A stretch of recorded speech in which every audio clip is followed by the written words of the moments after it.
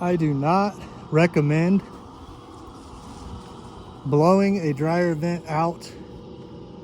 I always pull them in, but I will show you.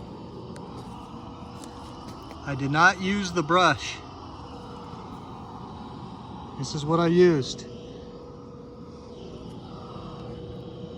Sometimes you got to take the brush off to break through a clog. A lot of you don't know that. There you go, there's your tip.